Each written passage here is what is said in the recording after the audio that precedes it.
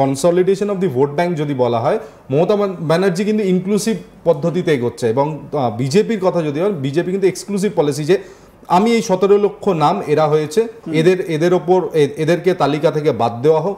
যখনই মানুষের মতো ভয় ভীতি কাজ করবে, তখনই মানুষ কিন্তু, গ্রাম বাংলার মানুষ কিন্তু ভাববে যে না, মমতা বন্দ্যোপাধ্যায় তো অন্তত আমাদের পাশে দাঁড়াচ্ছে। বারবার কিন্তু নির্বাচনের ঠিক আগে এসে মমতা বন্দ্যোপাধ্যায় এই ধরনের ট্রাম্প কার্ড খেলেন। মমতা বন্দ্যোপাধ্যায় যেহেতু একটা গ্রহণযোগ্যতা ঘরে ঘরে রয়েছে, তার ফেভারেই আমরা যেতে দেখেছি। তবে এখনো পরিষ্কার নয় যে ঠিক এটা কিভাবে ইমপ্লিমেন্ট হবে, এবং এই 17 লক্ষ নামকে কি স্ক্রুটিনির মধ্যে আনা হবে কি হবে না। আমার মানে একজন ব্যক্তি হিসেবে আমার প্রশ্ন যে এই যে 17 লক্ষ নাম ধরে নাও তর্কের খাতিরে আইডেন্টিফাই হলো, 17 লক্ষ মানুষকে ভোটার তালিকা থেকে তাদের নাম বাদ চলে গেল, তারা কি করবেন পরবর্তীকালে? তাদের কি ভারত সরকার বাংলাদেশে পাঠিয়ে দেবেন, বা যে যে দেশ থেকে তারা এসছেন তাদের কি পাঠিয়ে দেবেন? সেই দেশ কি তাদেরকে নিতে বাধ্য হবে? তারা কোথায় থাকবেন যদি এখানে থাকেন? তাহলে একটা ভয়াবহ পরিস্থিতি তৈরি হবে। তো সেই জায়গায় খুব একটা ক্ল্যারিটি নেই, এবং এই ক্ল্যারিটি না থাকার দরুন এই সব জায়গাগুলোই কিন্তু কোথাও না কোথাও বিরোধী দল, যেমন তৃণমূল কংগ্রেস হোক, এইসব বিরোধী দলগুলো কিন্তু বারে বারে প্রশ্ন তুলছে এবং বিজেপিকে কোণঠাসার চেষ্টা করছে। কিন্তু বিজেপি যে অভিযোগগুলো করছে, সেই অভিযোগগুলোকে সাপোর্ট করার জন্য আরো যে ক্ল্যারিটি দরকার, তার কিন্তু এখনো প্রস্তুতি সেই অর্থে চোখে পড়ছে। একদমই ঠিক। এই জায়গা থেকেই যখন এই যে বিজেপির ক্ল্যারিটির কথা তুমি বলছো, ঠিক এই জায়গা থেকেই রাজ্যের মুখ্যমন্ত্রী তিনি কিন্তু তার প্রিপেয়ার্ডনেস সেটা তিনি শুরু করে ফেলেছেন। মমতা বন্দ্যোপাধ্যায়ের যে দূরদর্শিতা, সেই দূরদর্শিতা নিয়ে কোনো প্রশ্ন থাকার কথা নয়। তিনি আমাদের পাড়া আমাদের সমাধান নামক একটি প্রকল্পের ঘোষণা করেছেন, আনুষ্ঠানিক ঘোষণা করেছেন। যেই ঘোষণায় তিনি বলছেন যে বুথে বুথে যে ছোটোখাটো সমস্যাগুলো রয়েছে সেই সমস্যাগুলো সমাধান করা হবে। 10 লক্ষ টাকা করে তিনি অ্যানাউন্স করছেন, এবং এর জন্য 8,000 কোটি টাকার একটা ফান্ড তৈরি করা হচ্ছে, এরকম মুখ্যমন্ত্রী জানিয়েছেন। আমি তাপস এখানেই তোমার কাছে আসব। এই যে তুমি যেটা বললে যে বিজেপি এখনও সেই ক্ল্যারিফিকেশনের জায়গায় নেই, বা বিজেপির যে দাবিগুলো, সেই দাবিগুলো নিয়ে তাদের সপক্ষে কিছু বলার মতন সেরকম এখনো তৈরি হয়নি। মমতা বন্দ্যোপাধ্যায় কিন্তু সবাইকে একত্রীকরণ করার একটা প্রয়াস তিনি বের করে ফেলেছেন। আমাদের পাড়ায় আমাদের সমাধান।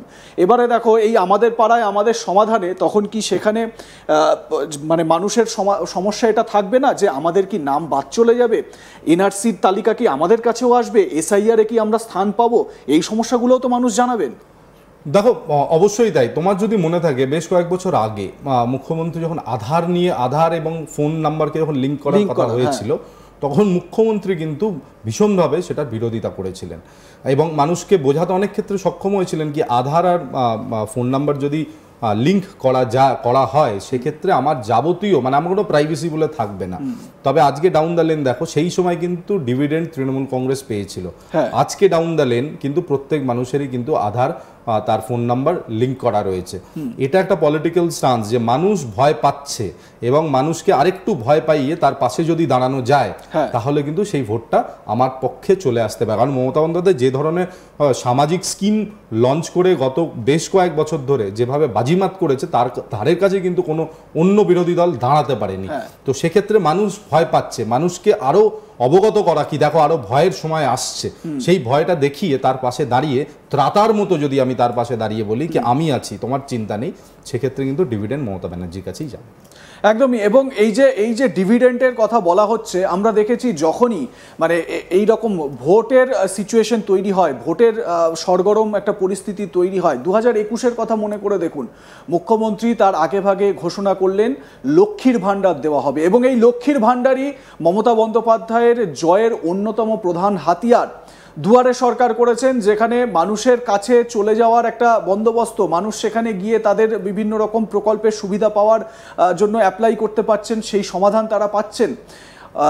এই মুহূর্তে 2026-এর আগে মমতা বন্দ্যোপাধ্যায়ের ঘোষণা আমাদের পাড়ায় আমাদের সমাধান, এবং এই আমার পাড়ায় বা আমাদের পাড়ায় আমাদের সমাধান এই কর্মসূচিতে মানুষের যে দরবার, সেখানে যে এই বিষয়গুলোর ওপরে ফোকাস থাকবে, মানুষ যে এই বিষয়গুলো নিয়ে সেখানে যাবেন, যে এই এনআরসিতে কি হতে চলেছে, সত্যি কি এনআরসি এখানে লাগু হবে নাকি, ডিটেনশন ক্যাম্প হবে নাকি, এই বিষয়গুলো মুখ্যমন্ত্রী নিজেও তো বলছেন যে ডিটেনশন ক্যাম্প, ডিপোর্টেশন এসব করতে দেব না।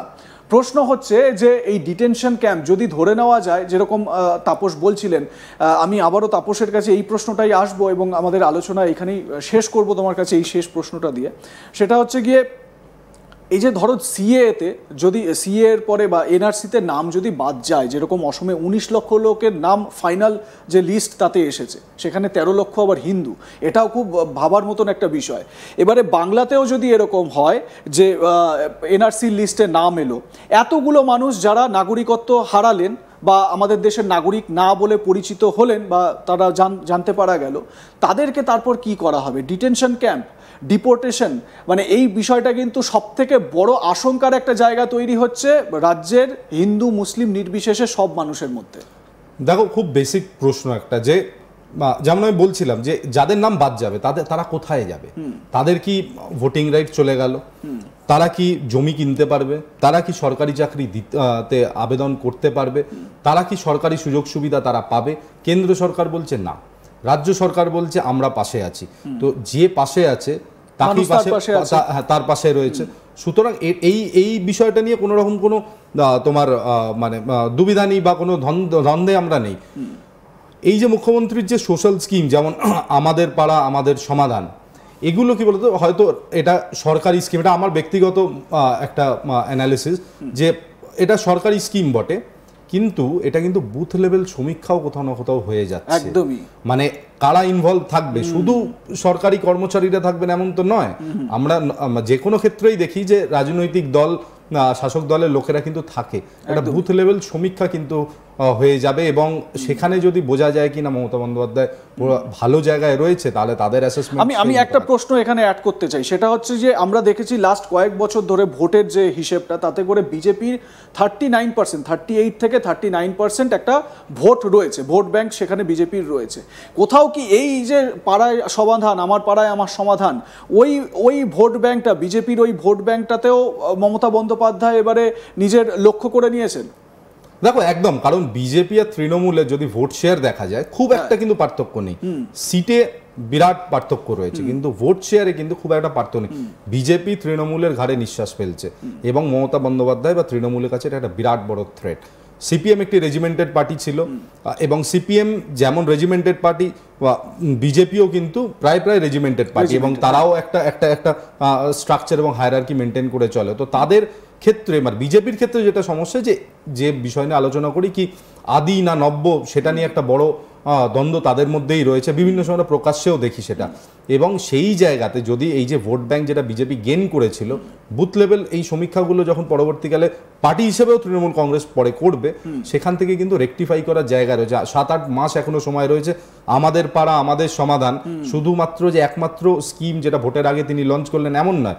অ্যাসেসমেন্টের পর যদি দেখা যায় কি মানুষের এই জায়গায় সমস্যা, সেই সমস্যাগুলো যদি অ্যাড্রেস করা যায়, তাহলে এরকম বহু স্কিম আসতে পারে।